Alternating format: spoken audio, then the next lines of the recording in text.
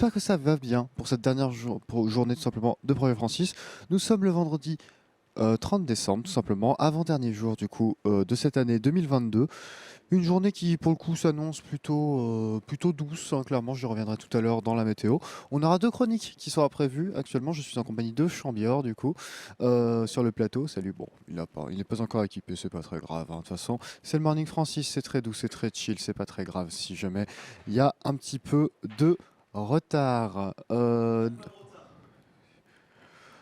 Au sujet justement du programme justement de ce Morning Francis, on va avoir deux chroniques. Une première du coup qui est consacrée à... Non, c'est quoi exactement que tu nous as préparé?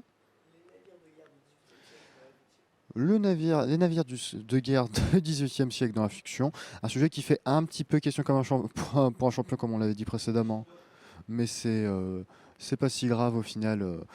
Qu'il vous fasse un sujet si précis, parce que c'est avant tout pour ça qu'on a fait cette émission, c'est pour vous donner des sujets précis, justement, et pouvoir vous dévoiler un petit peu nos passions. Si on fait un petit peu, par contre, le bilan de l'actualité plus générale du monde, on a globalement quatre sujets qui ressortent aujourd'hui, avec notamment la première, c'est tout simplement le Brésil qui pleure la mort de Pelé à l'âge de 82 ans. Le gouvernement brésilien du coup déclare un deuil national de 3 jours ainsi que tout simplement des condoléances planétaires pour la mort de cette icône du ballon rond. Et ce n'est du coup pas pour arranger la situation du Brésil qui, hélas, au niveau footballistique, s'est fait éliminer en quart de finale plus tôt dans le mois de la Coupe du Monde sur le score de 1-1 au tir au but 4-2 si je me souviens bien. Voilà. Donc pour le coup, le Brésil qui pleure la mort de Pelé. On va également avoir du coup dans la suite des actualités l'Ukraine qui subit la colère de Moscou, puisqu'en effet il y a eu tout simplement hier une salve de nouvelles frappes qui a frappé tout simplement la nation, qui aurait tout simplement endommagé plusieurs infrastructures électriques et plongé plusieurs régions du coup de la nation, donc ou de l'Ukraine, dans le noir. En tout cas, c'est ce qu'affirme Volodymyr Zelensky, le président ukrainien. Nous avons également une information plus locale à vous partager, une information concernant le plan blanc dans plusieurs établissements médicaux de Savoie et de l'Ain qui du coup a été obligé d'être déclenché suite à une triple épidémie de Covid, de bronchiolite et également tout simplement de grippe qui a du coup forcé à déprogrammer certaines hospitalisations courantes. Enfin, nous avons pour conclure la météo de tout simplement de ces dernières journées. En effet, le Météo France tout simplement déclare que la fin d'année 2022, à savoir le 31 décembre, pourrait tout simplement être la plus haute, la plus chaude fin d'année depuis le début tout simplement des enregistrements météorologiques, puisque selon eux, nous pourrons flirter avec 8 degrés au-dessus de la moyenne mensuel, excusez-moi, il a fallu la chercher celle-là. En concret, ça se concrétise dans quoi? On va avoir pour cette journée du 30, 12 degrés à Lyon avec une légère pluie en continu.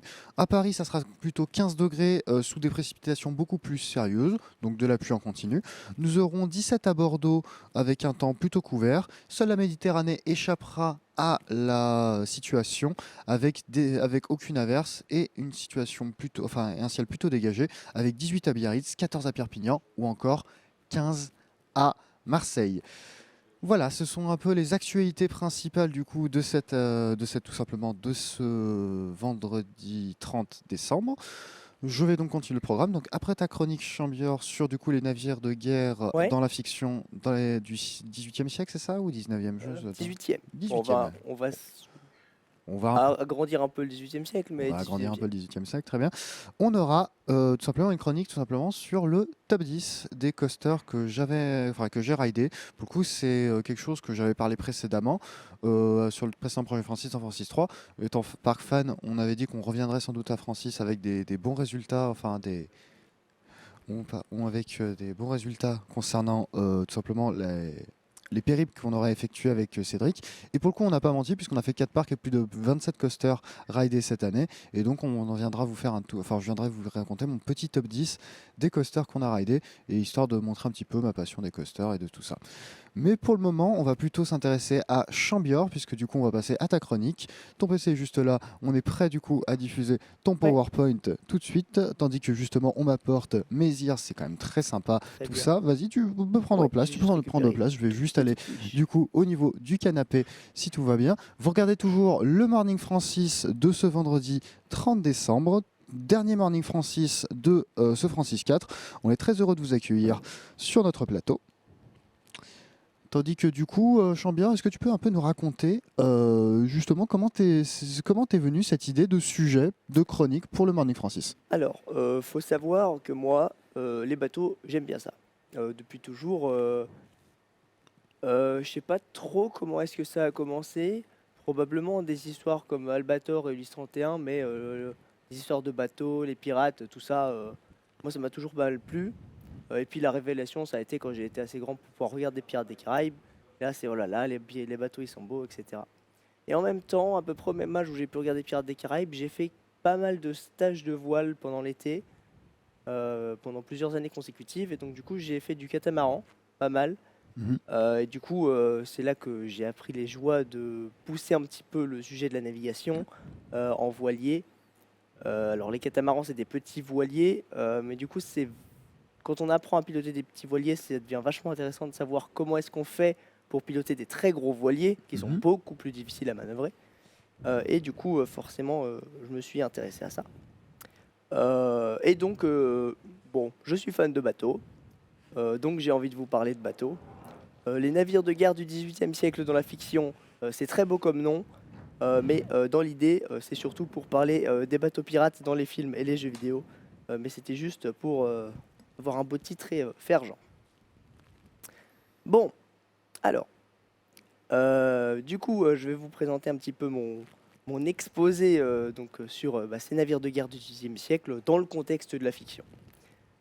Euh, donc déjà, on va apporter un léger disclaimer contrairement à ce que je vais raconter. Il est possible que j'utilise de manière un peu indistincte les termes français ou anglais, même si je vais essayer de me concentrer sur les termes français. Parce qu'il se trouve que trouver des informations en français directement sur les navires de guerre du XIXe siècle dans la fiction, c'est compliqué. Pourquoi c'est compliqué? Parce que, comme on peut le voir sur cette magnifique image qui sort tout droit de Wikipédia à droite, qui représente à peu près toutes les batailles navales qu'il y a eu entre 1804 et 1815, on peut voir en rouge surligner toutes les victoires des Anglais Mhm. et en bleu surligner toutes les victoires des alliés des Français. Ok. Et il semble assez clair Qu'il y ait une domination britannique que forte. ce n'est pas une fierté nationale que notre flotte maritime. Et pourtant, c'est bien dommage parce qu'on avait un paquet de jolis bateaux. Mais comme ceux des Anglais étaient encore plus jolis, eh ben on a perdu. On a une magnifique photo du HMS Victory, qui est une photo qui date une photo en couleur entre 1890 et 1900. Donc en faisant cet exposé, j'ai appris qu'il existait des photos en couleur à cette époque. C'est bien une photo du coup. C'est bien une photo en couleur et on pouvait développer des photos en couleur à cette époque, mais c'était juste très long et très cher, donc c'est relativement rare. D'accord. C'est pas une recolorisation, tu m'assures bien que c'est Non, une ce vraie n'est pas photo. une recolorisation et c'est assez impressionnant. Il y a plusieurs autres photos d'époque dans cet album, mais on dirait vraiment, on dirait presque une peinture. Mais il y a vraiment quelques détails qui trompent pas. On voit les personnes, le personnel d'équipage, par exemple, qu'on peut apercevoir en regardant bien. Et ouais, c'est vraiment une photo et je trouve ça assez incroyable d'avoir trouvé une photo pareille. D'un vaisseau qui est toujours debout, puisqu'on peut le visiter, le HMS Victory, aujourd'hui à Portsmouth. Ok. À Portsmouth, oui, en Angleterre. Ensuite, que serait le fait de parler de navigation sans parler des unités nulles qui vont avec? Parce que forcément, comme tout système bien archaïque qui soit, il faut qu'on, et étant donné que c'est encore les Anglais qui ont imposé Leur leur soft domination sur le power système. un Ouais. petit peu là-dessus, bah forcément, on est encore avec des vieilles unités toutes nulles du système impérial. Mais c'est pas tout à fait les mêmes que les vraies unités du système impérial, parce que sinon, c'est pas drôle. Alors du coup, ce qu'on a comme information, c'est qu'un 1000 marin, c'est 1852 km. Donc c'est un peu plus grand qu'un miles normal du système impérial. Puisque un miles normal, c'est C'est 1,609. 1,6 quelque chose, effectivement. J'ai Voilà. pas le nom exact. Et après, on a un nœud, c'est simplement 1 1000 marins par heure, donc 1,852 km par heure. Mhm. Je vais me servir pas mal de l'information du nœud pour parler de la vitesse des bateaux, mais vous faites à peu près x2 et ça donne les km/h. La question de pourquoi tu n'as pas effectué la conversion plutôt que de garder l'unité d'origine? Et ben, c'est un peu un point d'honneur du coup dans le monde de la navigation de garder ces unités nautiques qui sont utilisées encore aujourd'hui dans les marines militaires, etc. Pour même dans la marine tout court, pour mesurer à la fois la vitesse du vent et la vitesse des navires. C'est assez bizarre parce que pour le coup, je me souviens que dans la navigation fluviale, donc dans la navigation qui ne concerne pas justement les mers, c'est l'inverse qui se produit, c'est que maintenant beaucoup le kilomètre-heure est utilisé et non pas le nœud. Alors est-ce que tu as une information particulière à ce sujet ou... Ouais, c'est effectivement rigolo. Mais ouais, dans la navigation maritime en tout cas, ou en tout cas dans la marine militaire, on parle toujours en nœud. Quand on parle des vitesses de croisière des bateaux, c'est toujours en nœud, etc. Donc du coup, effectivement, c'est intéressant de constater cette différence. Très bien. Euh, alors ensuite, je vais aussi utiliser les termes de virer de bord et d'empannage, ou virer de bord et empanner, virement de bord et empannage. Ça signifie simplement tourner face au vent ou tourner dos au vent. Donc en fait, virer de bord, c'est quand on tourne et que on change de côté de vent Mhm. pendant notre virage, mais par devant. Et Parce que, empanner, c'est l'inverse. parce qu'il faut peut-être expliquer qu'un bateau peut également remonter face au vent. Ça paraît contre-intuitif, Oui, mais c'est un le cas. bateau peut remonter face au vent. Ça paraît pas forcément extrêmement intuitif comme ça, surtout avec un gros bateau, mais il est possible effectivement d'aller dans la direction opposée du vent. Par contre, ça demande pas mal de manœuvres et ça demande généralement de zigzaguer euh, parce qu'on ne peut pas non plus aller complètement face au vent, sinon on s'arrête. Très On bien. va même voir qu'on peut faire de la marche arrière, ce qui est assez impressionnant.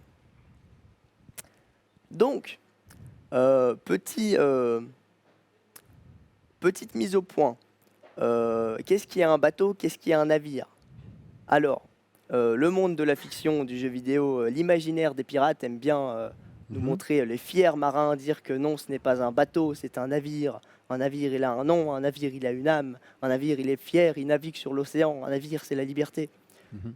Mais un navire, c'est juste un terme pour désigner un bateau qui peut naviguer sur l'océan. Par contre, ça veut dire que dans la fiction, on a dans la fiction et même dans l'imaginaire maritime de l'époque et militaire encore un petit peu aujourd'hui, et même des marins, un bateau, enfin un navire, du coup, c'est quand même un petit peu plus qu'un bateau. Notamment à cause du fait qu'il a un nom et il est très personnifié dans l'univers. Ça se constate notamment par l'utilisation en anglais du pronom she, her pour désigner les navires. On ne dit pas enfin, le bateau, c'est pas ce bateau, Mhm. c'est elle. Donc on accorde vraiment une personnalité au bateau, c'est vraiment quelqu'un. On personnifie en fait le navire. Exactement. D'accord. Pour essayer de lui donner une âme, juste pour un effet de style militaire ou tout.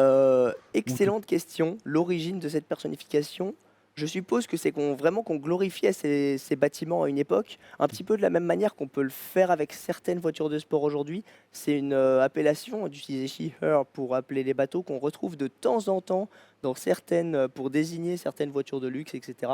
Je suppose que c'est un petit peu le même mécanisme de vouloir glorifier cet objet magnifique qu'on a créé parce que ce sont des bouts de technologie qu'on a pondus au XVIIIe siècle qui sont particulièrement poussés, ces navires.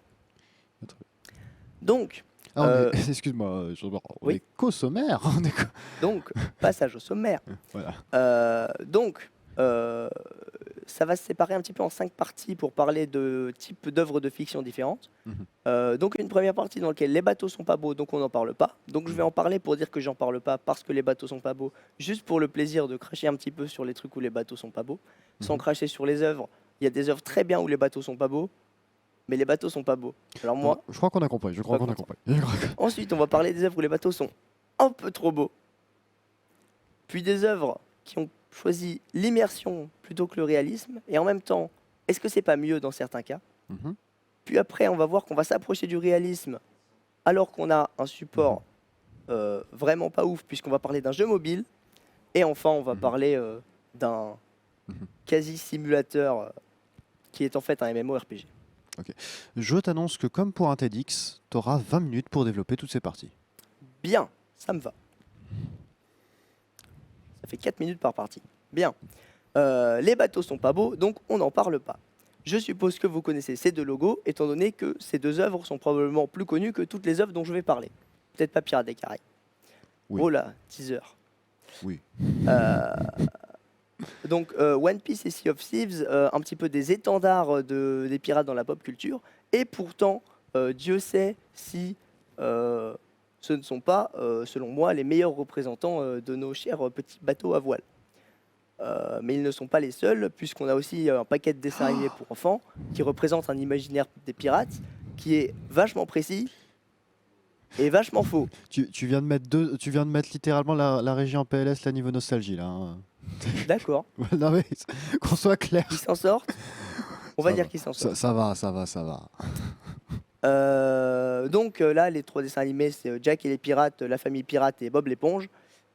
Je ne pense pas avoir besoin de m'étaler pour décrire à quel point est-ce que ces bateaux ne Sont sont pas nuls. très beaux. Voilà. Alors après, on peut aussi parler de One Piece rapidement. One Piece, c'est un monde un petit peu bizarre parce qu'ils sont à fond dans l'âme des bateaux, les trucs, les machins. Mhm. Mais leurs bateaux, bon. Alors c'est un joli dessin. Mais est-ce que c'est un joli bateau? Franchement. Alors, excuse-moi, qu'est-ce que tu définis par joli bateau en fait? Bah moi j'aime bien quand il y a plein de voiles, déjà. Quand on voit les voiles triangles, parce que c'est très important les voiles triangles, sinon, bah tu peux pas tourner. Oui. C'est compliqué de pas pouvoir tourner. Là, c'est bien pratique d'avoir le vent qui tape bien à l'arrière, mais dans la réalité, c'est pas ça. Il faut qu'on Mhm. puisse se déplacer un petit peu. Puis en même temps, les rangées de canons, c'est quand même pas mal. Et là, il y en a genre 3. Ok. Alors Ok. il va avoir du mal à devenir le roi des pirates, le film. Oui, oui, là, il va y avoir du mal, oui. Et enfin, Sea of Thieves. Alors j'aime bien le cas de Sea of Thieves parce que c'est vraiment, quand on parle jeu vidéo de pirates, les gens pensent d'abord à Sea of Thieves. Je pense que c'est de loin le jeu le plus populaire. Alors, je pense à Assassin's Creed Black Flag, mais Alors, moi, je préfère penser à Assassin's Creed 4 Black Flag, mais la plupart des gens pensent à Sea of Thieves rapidement. Je vais faire ça rapidement en montrant un sloop, un vrai, à droite, et le sloop dans Sea of Thieves à gauche. c'est pas du tout les mêmes navires. Ce qui ne sont pas du tout les mêmes navires. Le sloop de Sea of Thieves ayant simplement une grosse voile carrée, alors que le véritable sloop a plutôt uniquement des voiles triangles et une voile trapèze, et éventuellement peut-être une toute petite voile carrée. Pour avoir plus de maniabilité, du coup, si j'en déduis. Ouais, pour avoir plus de mobilité sur les petits navires, en fait, les voiles triangles sont vraiment plus efficaces pour la manœuvrabilité que les voiles carrées, qui ne servent vraiment que quand on est dos au vent. Sinon, dans la plupart des autres cas, les voiles triangles et les voiles trapèzes sont vraiment plus versatiles. Très bien. Donc voilà pour les bateaux pas très beaux dont on ne va pas parler. Par contre, voilà pour ceux dont on va parler, à savoir les bateaux un peu trop photogéniques. On va dire quels sont. Est-ce qu'il y a ma masterclass auditive? Incroyable. Donc normalement vous avez une masterclass auditive, même si on Je vois qu'on a Voilà. essayé de contourner les copyrights et je te remercie. Voilà, donc on a contourné le copyright comme on pouvait. Pirates des Caraïbes, donc une série de 5 films qui Oui. sont sortis en 2003, 2006, 2007, 2011 et 2017, basés sur une attraction de Disneyland Paris, Oh oui. et qui sont devenus des films best-sellers à remplir le box-office incroyablement, avec des coûts de production très élevés, mais une rentabilité encore plus élevée, ce qui était un peu un pari. Non, non, tout va bien. Je demande juste à ce qu'on Oui. baisse un tout petit peu le retour. C'était un petit peu un pari, pas forcément anticipé, parce que le genre des films de pirates n'était pas très à la mode à ce moment-là. Mais ça va mieux depuis ces films qui ont particulièrement marqué l'imaginaire collectif. Parce que qu'est-ce qu'ils sont magnifiques! Mhm. Ça, on peut pas te le retirer. Oui, c'est vrai, ils le Oh. sont. Il faut qu'on parle un petit peu de Pirates des Caraïbes. Pirates des Caraïbes, c'est vraiment incroyable. Des magnifiques bateaux, dans des plans d'action superbes, des beaux combats, des explosions, des navires qui voguent fièrement au vent, l'âme des pirates qui est présente jusqu'au bout. Mais est-ce que les bateaux, ils sont tous complètement réalistes? Parce qu'ils ont l'air. Est-ce qu'ils le sont? Eh ben, ça dépend lesquels. Parce que par exemple, sur cette image où on voit le HMS Interceptor, Mhm. qui est un brick, on voit un brick qui est construit à partir d'un véritable brick qui existe toujours. Alors, excuse-moi, Chambior, nous ne sommes pas marins. Qu'est-ce qu'un brick? Qu'est-ce qu'un brick? Mhm. Un brick, c'est un petit navire de guerre équipé généralement d'une vingtaine de canons, Mhm. qui ressemble à une petite frégate, mais qui n'a que 2 mâts. C'est le signe distinctif. C'est un petit peu le plus gros bateau à 2 mâts qu'on ait, entre guillemets. Le plus gros navire de guerre à 2 mâts. Ok, d'accord. Très bien. Euh, Est-ce que tu as des exemples de briques connues un Est-ce que peu? c'est que j'ai des exemples de briques connues? On a la Grace, qui est un brick tchèque qui navigue encore aujourd'hui, qu'on peut voir au festival de Escale à 7, encore si vous y allez en été à côté de Montpellier. Et sinon, dans la pop culture, bah, on a le HMS Interceptor de Pirates des Caraïbes et le Jackdaw de Assassin's Creed C'est bien ce 4, qui me semblait. qui est également un brick. Un brick sacrément boosté, mais un brick quand même. On va en parler tout à l'heure. Euh, mais le problème étant que dans Pirates des Caraïbes, le premier film, si vous vous souvenez bien, il y a un petit débat pour savoir entre le Black Pearl et le HMS Interceptor, lequel est le véritable navire le plus rapide des Caraïbes. Ce qui est intéressant, c'est que dans le film, on prête au Black Pearl, donc qui est un galion, un peu stylisé, mais c'est un galion. Qui est du On- coup, par rapport à un brick, c'est plus lourd, plus léger. Par rapport à un brick, c'est plus gros, Mhm. mais ça peut être de dimensions assez équivalentes. La taille des galions varie pas mal, mais un galion a 3 mâts, donc il est généralement un petit peu plus gros. D'accord. Mais par contre, le galion est un modèle de navire qui date plutôt du siècle d'avant, mais qui était encore toujours utilisé à ce siècle-là, parce que ces navires pouvaient être utilisés pendant des dizaines, voire des centaines d'années pour certains qui sont toujours là aujourd'hui. D'accord. Donc c'est pas complètement improbable de voir encore un galion à cette époque. Ce qui est improbable par contre, c'est de prêter au galion le statut du navire le plus rapide des Caraïbes, surtout quand il a plein de trous dans les voiles. Oui, ça c'est un peu Alors on peut incohérent. accepter que ce soit un vaisseau fantôme et donc que les trous dans les voiles ne soient que visuels et qu'en réalité il puisse réellement naviguer à pleine vitesse. En revanche, la vitesse maximale d'un galion reste d'à peu près 9 nœuds et celle d'un brick d'à peu près 11. Donc si j'en déduis, ça doit faire 16 km/h contre un peu plus de 19, ça doit? C'est exactement ça. Ce qui veut dire qu'il est très improbable qu'un galion soit le navire le plus rapide des Caraïbes. Oui. C'est un peu bizarre. Mais bon, il fallait que ce soit le bateau des gentils. Mais du coup, le brick, le HMS Interceptor, lui, ça aurait été le vrai navire le plus rapide des Caraïbes. Mhm. Eh bien, il se trouve qu'au XVIIIe siècle, Mhm. les frégates éclatent tous les autres navires en termes de vitesse. Sauf peut-être les corvettes, qui sont des petites frégates pour aller plus vite. D'accord. Par exemple, on a le HMS Endymion, qui a été assemblé en 1795, pardon, j'inverse des nombres, qui a enregistré une vitesse maximale de 14,4 nœuds, donc qui éclate ces deux navires tous les jours de la semaine. Donc ces deux navires ne sont pas les navires les plus rapides des Caraïbes. Désolé Jack Sparrow pour ton ego avec ton petit bateau, mais tu ne vas pas assez vite.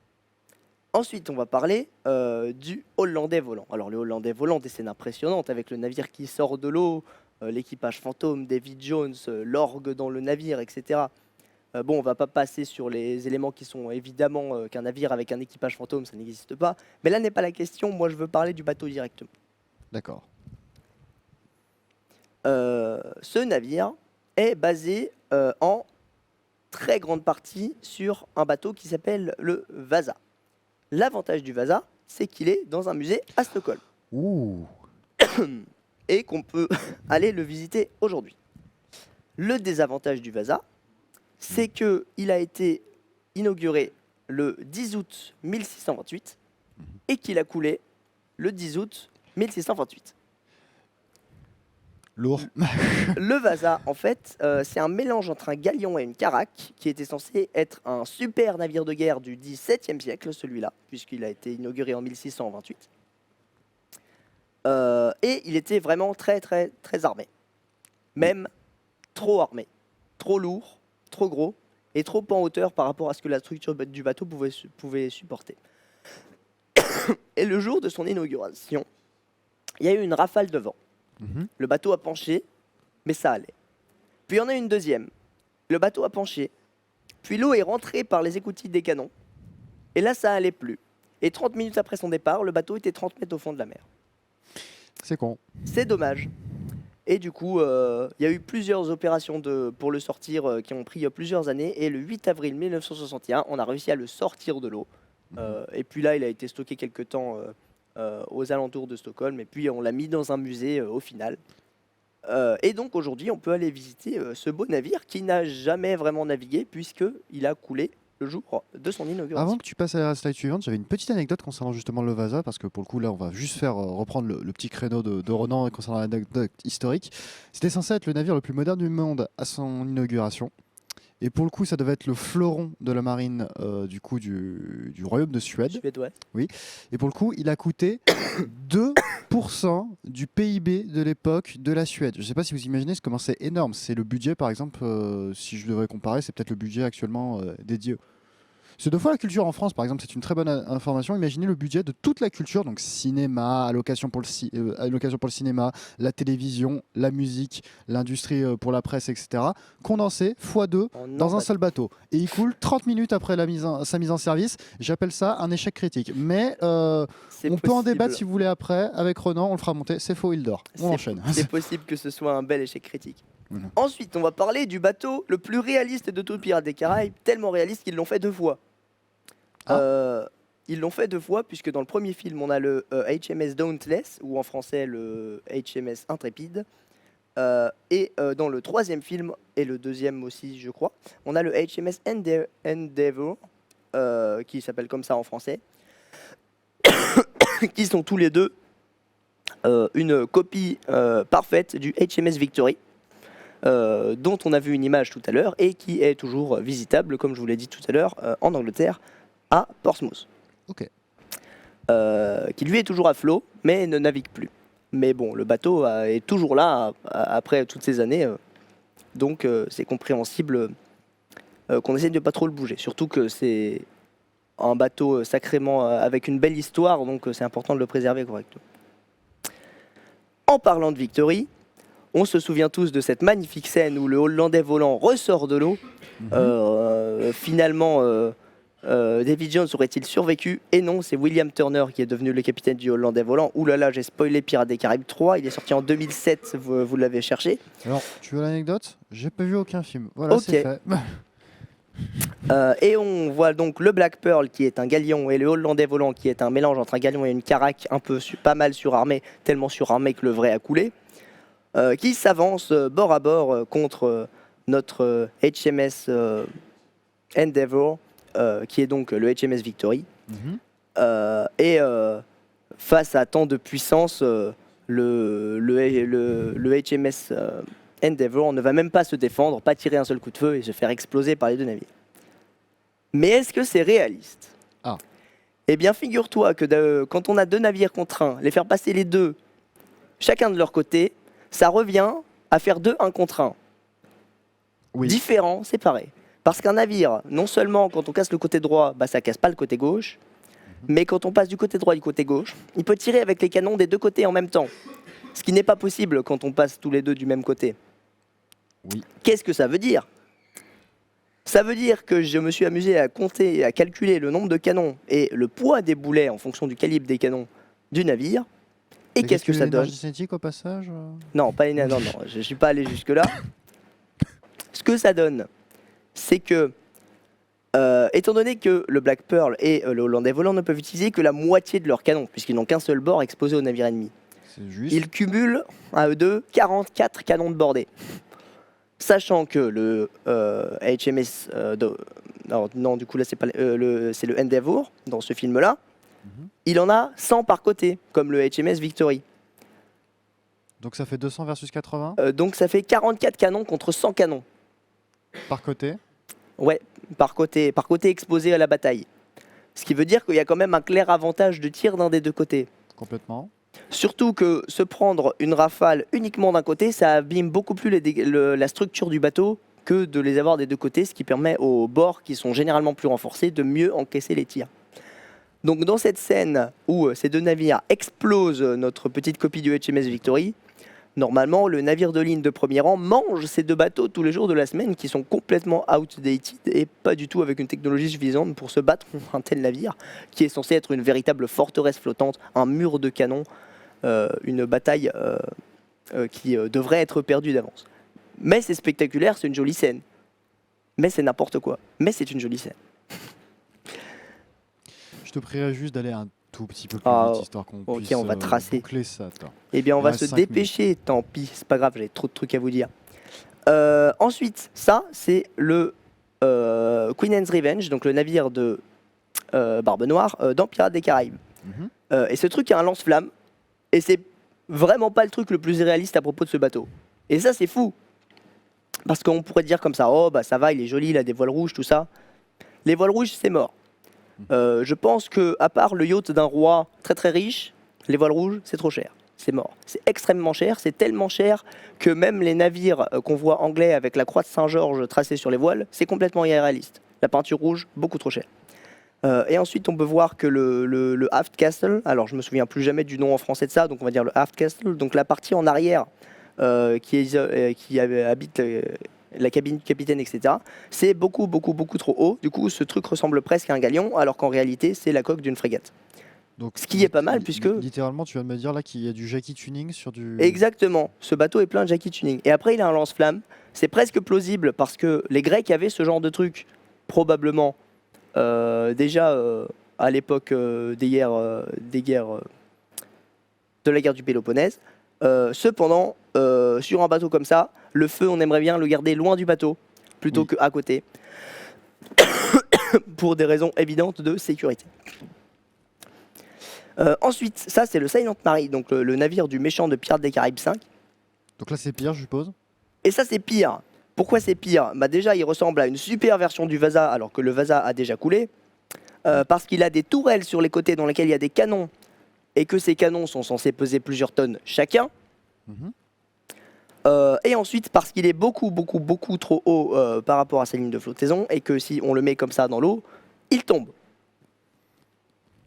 Mais du coup, je vais pas m'attarder sur ce super navire qui en je plus... suppose qu'on tire 2 boulets à l'endroit des tourelles et se décroche façon Je punch. pense qu'on tire de boulets, elle se décroche, et je pense qu'elle se décroche même sans avoir besoin de tirer de boulets. Parce que les canons sont trop lourds. Ensuite, on va parler... Alors, c'est une transition un petit peu rapide, mais l'immersion, c'est vachement bien. Alors, on va parler de Assassin's Creed 4 Black Flag. Parce que ce jeu est vraiment très beau, vraiment très immersif. Il y a des combats impressionnants. On est là, on contrôle notre navire. Bah tiens, on parlait de cette croix de Saint-Georges en rouge qui est déjà irréaliste. Voilà, il y a des beaux bateaux, on est là, on les contrôle et tout, c'est incroyable, on tire des canons. Mais à quel point est-ce que c'est réaliste? Déjà, on prête aux gros bateaux de ce jeu le nom de galions. Sauf que ce ne sont pas du tout des galions. Ce sont des navires de ligne de premier rang, comme le HMS Victory dont on parlait tout à l'heure. Qui sont beaucoup plus gros que des galions. Mais galion, c'est un nom qui était connu, alors je suppose que c'est pour ça qu'ils ont réutilisé ça. Et ils utilisent aussi le terme de manowar pour les désigner, ce qui n'est pas tout à fait exact, mais pas mal. Manowar, c'était simplement un terme générique pour désigner les gros navires de guerre à l'époque. Ensuite, on pilote un brick dans ce jeu, le Jackdaw. Alors là, on ne voit pas un brick, là on voit un navire de ligne de premier rang blindé en métal sur les côtés. Donc ça, ce n'est pas réaliste. Mais ce qui est encore plus irréaliste... C'est bien le Jackdaw, ça, par contre. Non, c'est pas le Jackdaw, ça. C'est un des navires légendaires du jeu. D'accord, très bien. Ce qui est encore plus irréaliste, c'est qu'un brick, donc un navire qui fait à peu près la moitié de la taille de celui-là, qui a seulement 2 mâts et qui peut être équipé en réalité seulement d'une vingtaine de canons, puisse couler ce truc. Ce truc qui est à peu près... qui pourrait peut-être rivaliser avec des petits navires de guerre modernes. Tellement osé, que mais oui, ce sont des forteresses volantes, flottantes. Mais oui, donc on peut pas capturer un navire de ligne avec un brick, on peut pas capturer un fort, on peut pas rattraper une frégate, les frégates vont beaucoup plus vite que nous, et on peut pas éperonner quoi que ce soit, parce que c'est complètement fou d'aller éperonner un navire avec, de l'époque avec un navire de l'époque. Parce que tout ce qu'on va faire, c'est qu'on va s'éclater le beaupré, et éventuellement... également tout l'avant du navire. Le beaupré, je suppose que c'est la Le partie- beaupré, c'est le grand mât qu'il y a à l'avant du bateau, qui se Ok, dirige d'accord. vers l'avant. Et c'est très facile à casser, comme on va le voir dans un jeu juste après. Donc notre brick est beaucoup trop fort dans ce jeu. J'ai une petite vidéo là. Oui. Ah oui. Et donc du coup, la question qui se pose dans ce jeu, c'est est-ce qu'on privilégie le gameplay ou le réalisme? Et le choix qui a été fait, ça a été clairement le gameplay dans ce jeu. Pourquoi? Parce que ça peut paraître joli comme ça, comme on tourne et tout, mais en vrai, les bateaux de cette époque, ils se traînent le cul. C'est très lent normalement dans la plupart des situations. Les vitesses maximales que je vous ai données tout à l'heure, c'est vraiment maximal dans les conditions optimales. Dans l'immense majorité des cas, c'est beaucoup plus lent. Et surtout, ça tourne beaucoup moins vite. C'est très dur de faire tourner ces navires. Et dans Assassin's Creed 4, c'est très facile de tourner. On ralentit un petit peu, hop, on tourne d'un seul coup. Et en même temps, la direction du vent n'a qu'une faible influence sur notre vitesse maximale, mais absolument pas sur notre manœuvrabilité sur notre maniabilité dans l'eau. Simplement, ça augmente ou ça réduit un peu notre vitesse de pointe, peut-être d'un rapport 2 entre le maximum et le minimum, ce qui n'est pas du tout le cas en vrai. Donc, ça pourrait... Ok. Donc, comme Assassin's Creed 4 n'arrive pas à être réaliste, on va aller regarder dans les jeux mobiles qui sont souvent incroyablement réalistes, complexes Oui, c'est bien connu, voyons. et c'est bien connu, c'est souvent des jeux extrêmement poussés. Et bah ce jeu mobile là, il est vachement plus réaliste qu'Assassin's Creed 4 Black Flag. Et ça c'est fou. Alors, il y a des voiles rouges et j'ai dit tout à l'heure que les voiles rouges c'était pas réaliste, mais c'est marrant de pimper ces bateaux quand même.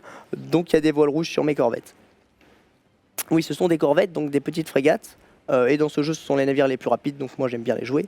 C'est un jeu assez intéressant puisqu'il prend en compte le vent. Et moi je trouve ça super quand les navires prennent en compte le vent. On peut voir un petit peu sur ce schéma qu'on peut choisir d'ouvrir et de fermer nos voiles arrière et de choisir le pourcentage de nombre de voiles de ces deux directions qu'on a d'ouvertes. Ce qui est vachement intéressant parce que ça nous permet de manipuler intéressamment notre bateau autour du vent. Selon comment nos voiles sont placées, on va être arrangé ou non pour tourner dans un sens par rapport au vent et en même temps avoir des vitesses différentes. On peut voir qu'on peut se mettre en voile de bataille pour perdre de la vitesse quand on sort nos canons, ce qui est assez réaliste, puisque normalement quand on tire au canon, il faut qu'on coupe les plus grandes voiles, parce que sinon notre bateau est trop penché pour pouvoir tirer sur l'adversaire. D'accord. Donc du coup dans le jeu, c'est représenté par le fait que quand on sort les canons, on ferme ses voiles. Et en même temps, l'ouverture des voiles avant ou arrière, surtout des voiles triangles, va nous permettre d'orienter notre bateau, ce qui est vachement réaliste. On peut voir là-dessus qu'il faut pas mal manipuler ces voiles pour optimiser la manière dont on tourne. Donc on coupe les voiles avant quand on essaye de tourner vers le vent, et puis dès qu'on s'éloigne du vent, c'est les voiles arrière qu'on coupe et on ouvre seulement les voiles avant, ce qui nous permet de tourner au mieux.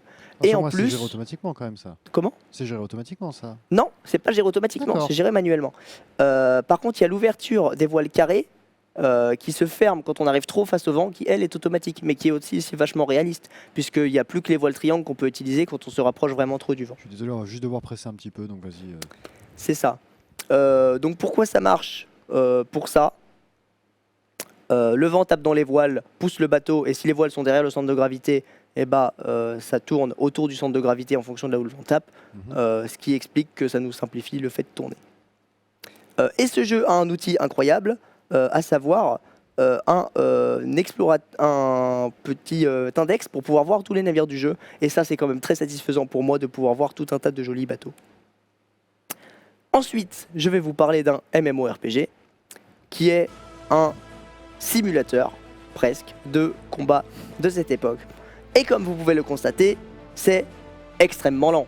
Oui, ça va à 2 à l'heure et on met environ une bordée toutes les 2 minutes et t'as pas intérêt à la rater parce que la moindre bordée ratée peut se retrouver fatale. Alors que quand on tire toutes les 5 secondes dans Assassin's Creed 4, ça va mieux. Là, on est en vitesse x3 parce que sinon tourner, vous montrez moi qui tourne pour pouvoir tirer ma seconde bordée sur le navire d'après, c'est vraiment trop long. Donc ce jeu est très très lent. Les combats peuvent durer 1h30, mais c'est de la simulation. C'est incroyable. Et dans la vraie vie, ça dure à peu près combien de temps un combat naval? Enfin, Comment? de cette époque, on a eu des récits sur combien de temps ça durait un combat naval de cette époque? Alors ça pouvait durer plusieurs jours, mais généralement c'était assez court parce que les bateaux étant très chers, on essayait de les sauver le plus vite possible. Ok. Donc on échangeait quelques petites bordées de canons et dès qu'il y avait un tout petit avantage qui était pris, la moitié des navires fuyaient et l'autre gagnait le combat du coup. D'accord. Ce qui a permis d'avoir plein de batailles alors qu'il n'y avait pas beaucoup de bateaux.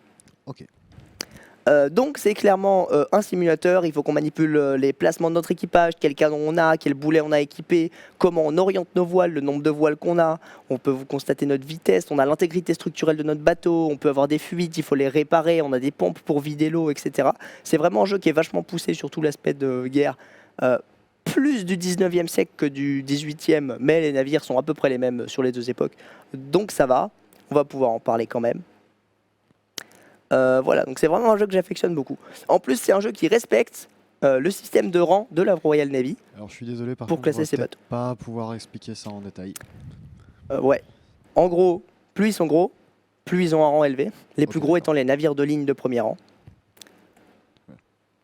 Donc on peut voir les bateaux de 7e, 6e, 5e, 4e, 3e, 2e et premier rang, qui sont pour la plupart des bateaux dont on a déjà parlé dans d'autres œuvres, j'ai choisi exprès.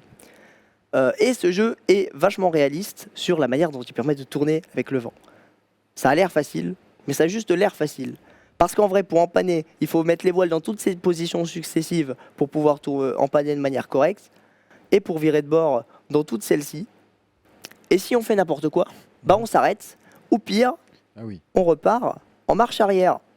Mais toutes ces commandes, enfin commandes, excusez-moi, toutes ces instructions, Ouais. ça prend combien de temps?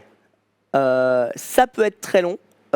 C'est pour ça qu'il faut être concentré pour tout faire en même temps et bien assigner son équipage sur les voiles et pas forcément sur les canons pour que ça aille plus vite parce que l'équipage met aussi du temps à le faire et on n'a pas forcément cet équipage dans un navire pour avoir l'équipage qui gère toutes les voiles d'un navire plein toutes voiles dehors et qui en même temps recharge tous les canons en même temps. Ce qui peut rendre la chose pas mal différente. Donc là on peut me voir faire Prendre du reculer. magnifique 5 nœuds en marche arrière. Ce qui est incroyable de pouvoir faire ça dans un jeu quand même. Oui, littéralement, t'as mis ta première, t'as débrayé. Exactement. Et bah non, en fait, je me suis juste mis face au vent, j'ai coupé mes voiles triangles et j'ai laissé toute voile dehors sur mes voiles carrées. Et du coup, bah, je me mets à reculer. Mais ce qui veut dire que si on fait ça pendant qu'on essaye de tourner face au vent, eh ben on va s'arrêter sec. Et en plus, le problème étant que quand on est en marche arrière, notre barre marche dans l'autre sens. Et donc si on appuie à fond sur aller à droite et qu'on se met à reculer, bah, on va pas à droite, on va à gauche.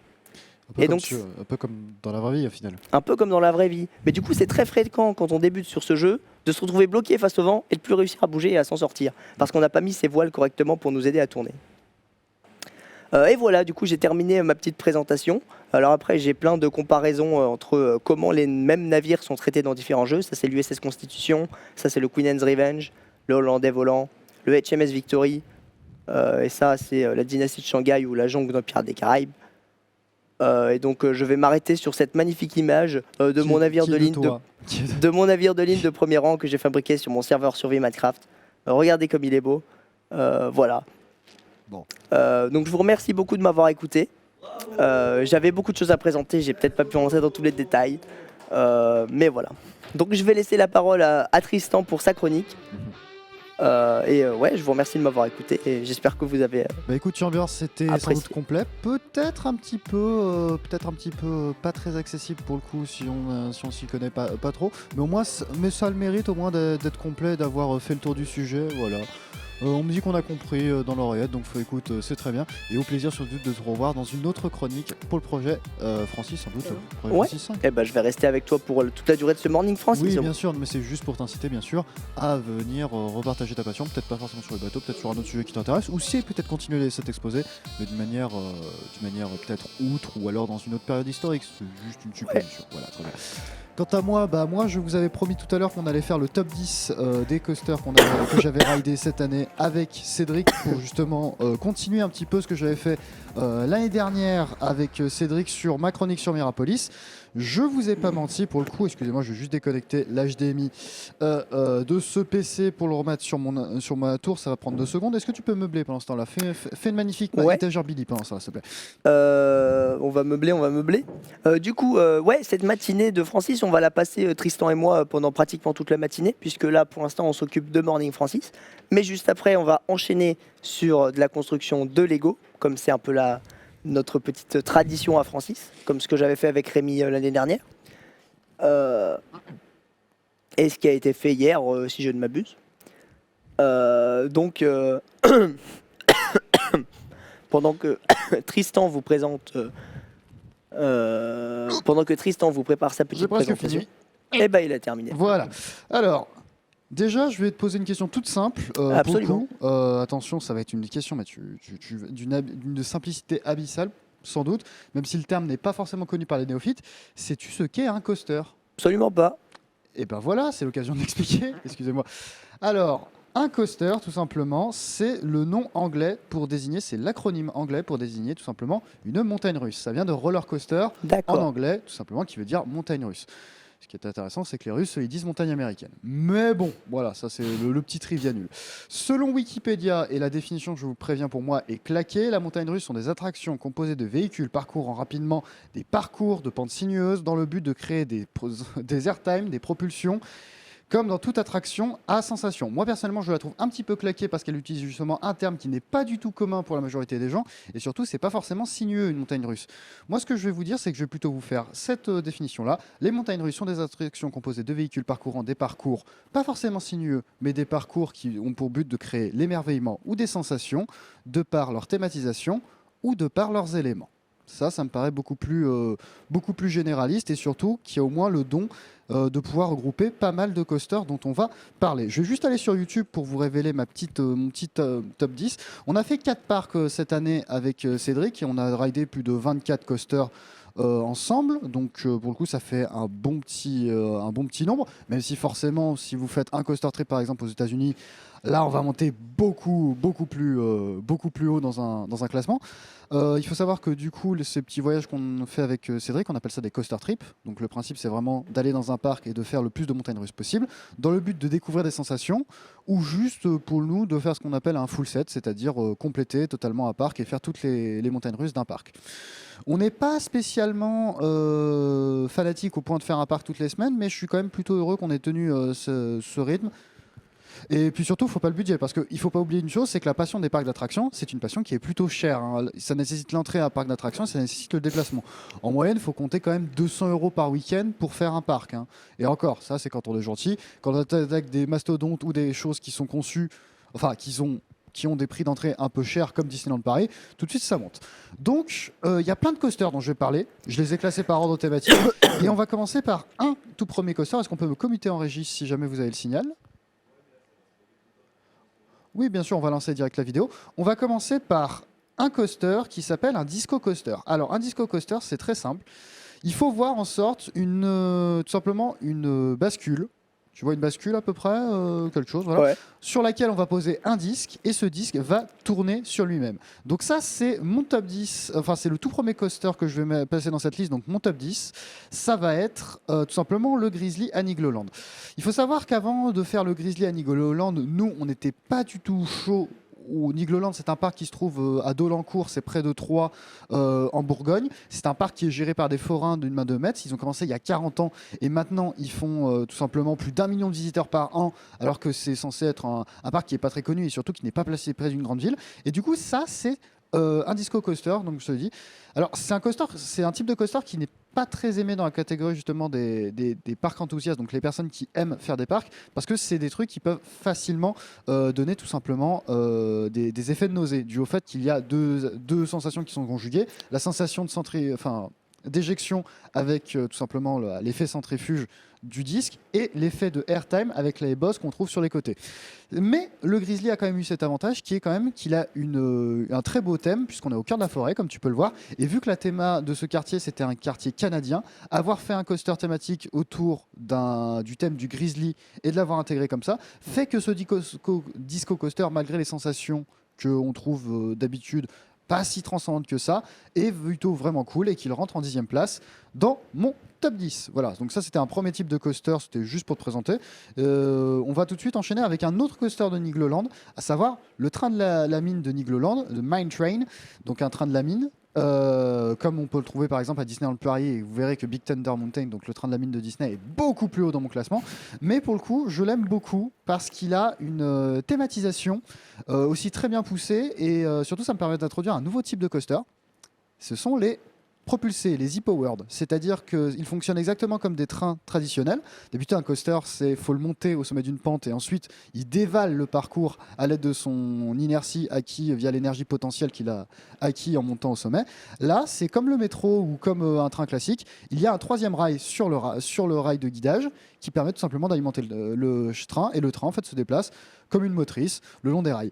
Et du coup, ça donne un train thématique qui est franchement sympathique, qui donne pas beaucoup de sensations, mais qui a une attraction familiale et qui pour moi a tout son intérêt dans un parc. Voilà, surtout comme Nigloland qui vise une thématique plutôt familiale. Et je vous conseille du coup de le faire, malgré que ce petit passage à la fin, quand il faut refaire rentrer le train dans la gare, il est un peu, complexe. Là, on va enchaîner avec ID The Ride, qui est du coup mon 8e dans mon classement. C'est un coaster qu'on peut retrouver à Plopsaland de Palme, un parc en Belgique qui se trouve juste à côté de Dunkerque et qui pour le coup est le tout premier coaster de type wooden qu'on va avoir dans ce classement.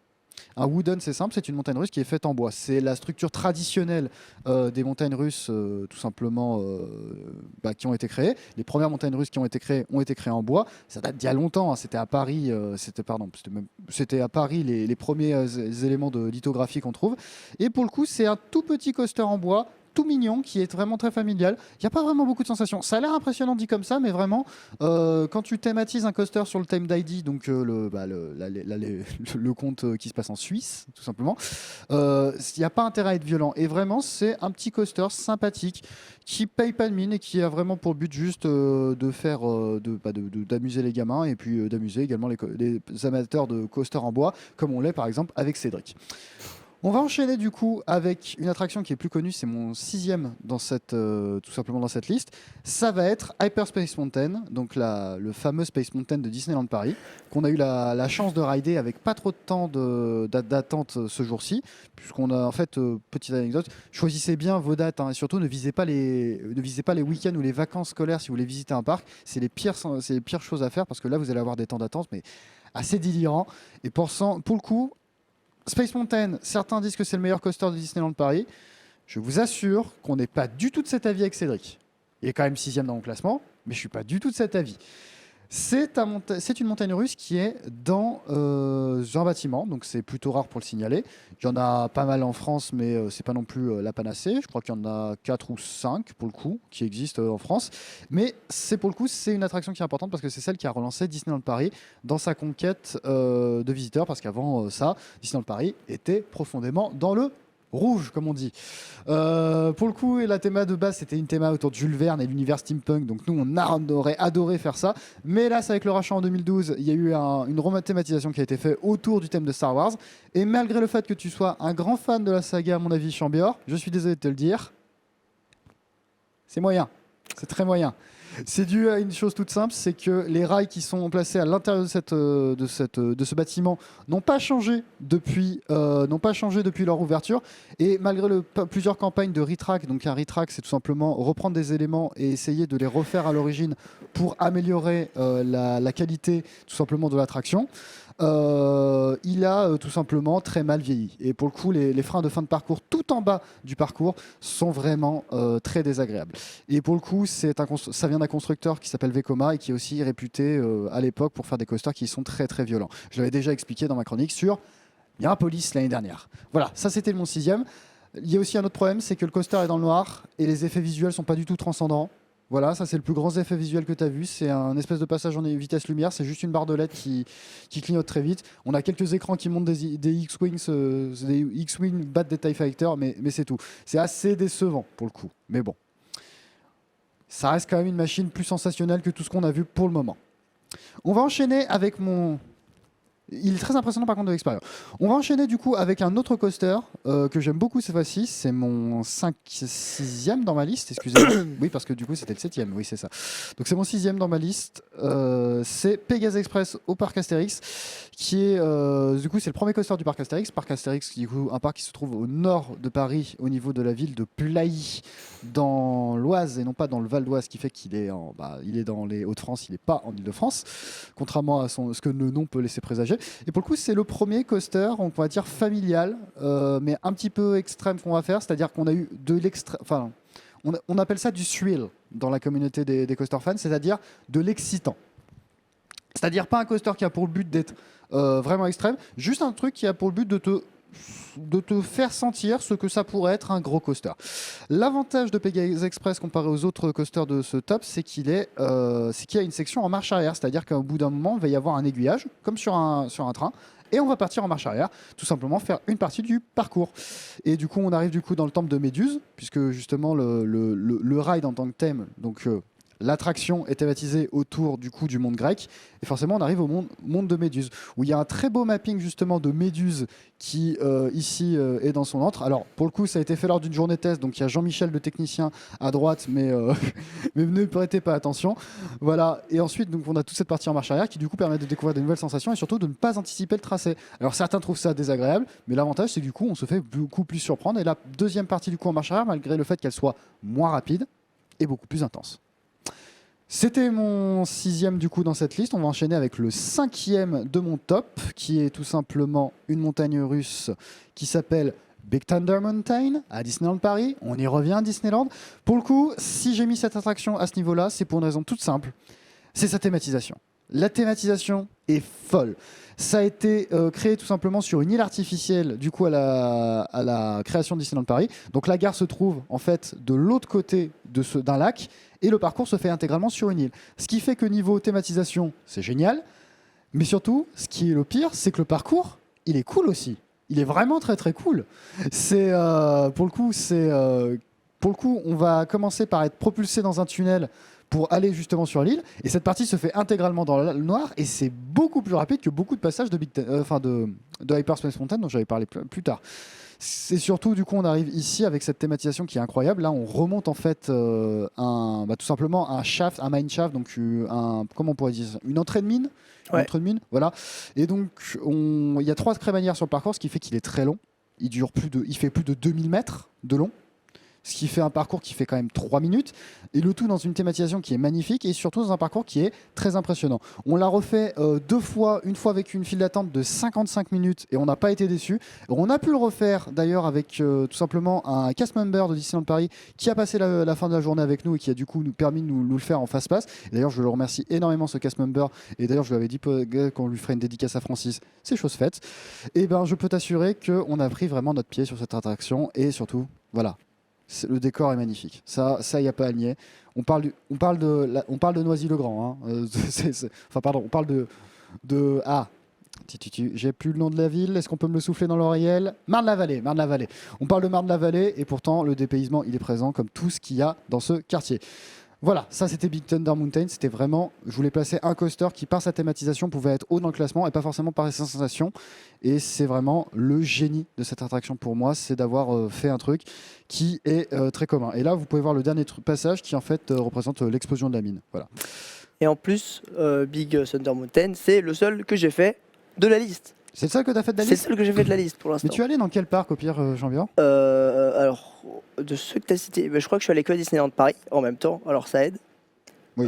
Pareil, bon, j'ai l'avantage d'avoir un de mes meilleurs amis qui est cast member, alors pareil, on y allait cet été et on n'a pas trop fait la queue, donc c'était pas mal. Mais ouais, c'est le seul que j'ai fait. Après, j'ai le mal des transports et je suis pas le plus gros amateur de sensations fortes que tu puisses trouver. Bon. Donc c'est pas particulièrement ce que je recherche. On rappelle bien sûr que le plaisir des coasters est un plaisir qui hélas n'est pas à conjuguer avec tous les mots possibles. Mais c'était joli. Mais c'était joli. Numéro 3 ou numéro 4? Non, c'est le numéro 3, le numéro 4 pardon, dans ma liste. Tonnerre de Zeus au parc Astérix. Alors, il faut savoir que Tonnerre de Zeus, c'est une attraction qui est très vieille, sous le nom Tonnerre 2DE. Il a ouvert en 1998, si je ne m'abuse. Ça doit être ça. C'est une attraction, c'était à nouveau une montagne russe en bois, qui est pour le coup a été créée par Great Coaster International, donc GCI. Donc littéralement ça veut dire des très bonnes montagnes russes à l'international. Et pour le coup l'attraction a vieilli comme toutes les coasters en bois. Les coasters en bois vieillissent beaucoup plus vite que les coasters en métal dû au fait que le bois travaille, humidité, sécheresse, température, et puis tout simplement effort du train sur les rails. Et pour le coup, cette année, il a été retrack en partie par un groupe qui s'appelle Gravity Group, donc pour le coup une autre société qui fait les coasters, et qui a refait une bonne partie du tracé et qui l'a rendu beaucoup plus dynamique dans sa deuxième partie et beaucoup moins aérien. Ce qui fait que la deuxième partie du tracé est effectuée à pleine balle sur des rails neufs, ce qui procure énormément de sensations d'airtime. Vous devez forcément expliquer ce terme à un moment donné. Un airtime, c'est tout simplement la sensation d'apesanteur que l'on peut ressentir suite à tout simplement une accélération qui est provoquée vers le haut, tandis que le train va vers le bas. C'est-à-dire tout simplement, vous chutez d'une montagne russe, vous faites la first drop, votre corps reste en haut, le train chute, et donc forcément vous allez avoir une accélération positive qui va être une accélération négative qui va être exercée sur votre corps, une sensation d'apesanteur qui va libérer dopamine et adrénaline, qui va du coup provoquer une sensation d'apaisement très forte, et c'est la sensation qu'on recherche. On continue sur les airtime, top 3 Alpina Blitz. Cédric doit souvent se souvenir très très bien de cette machine, puisque c'est complètement une masterclass, une classe de maître comme on dit. Alpina Blitz, on retourne à Nigloland du coup pour mon top 3, avec un coaster qui est d'une fluidité folle. Il y a deux choses qui fait qu'on apprécie beaucoup une montagne russe, ses sensations et tout simplement sa fluidité. Si une attraction est fluide, elle est incroyable à vivre. Et là, pour le coup, Alpina Blitz, c'est la combinaison des deux. C'est beaucoup d'airtime sur chaque boss que vous pouvez le voir. Et c'est énormément de fluidité. Bon, en même temps, c'est normal, l'attraction a moins de 10 ans. Mais c'est surtout par le choix du parcours qui a été fait par MacRide, qui est pour le coup fantastique. MacRide, c'est une entreprise de fabrication des coasters, qui a réussi à créer dans un très très petit coaster. Il fait à peine moins de 900 mètres. Il a créé une machine que je trouve incroyable et qui, pour le coup, m'a procuré des sensations qui fait qu'on l'a refait 3 fois.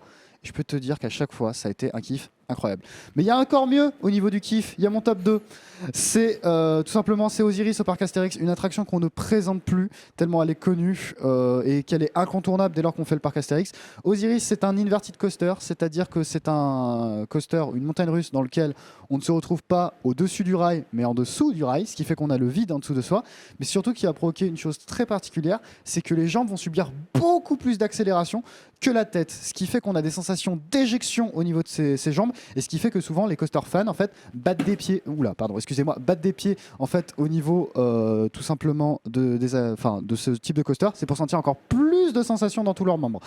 Ce qui est fou, donc, dans Osiris, c'est la first drop comme ça, on va chuter de 40 mètres en twistant, et ensuite on va enchaîner ce qu'on appelle un dive loop, c'est-à-dire qu'on va monter au sommet d'une pente, et puis ensuite on va chuter la tête la première contre le sol, et pour le coup c'est une sensation qui est incroyable. C'est un coaster d'une fluidité magistrale, avec des sensations d'accélération positives et négatives, donc des airtime et de tout simplement de la sensation extrême qui est parfaitement dosée, qui fait qu'on en redemande à chaque fois.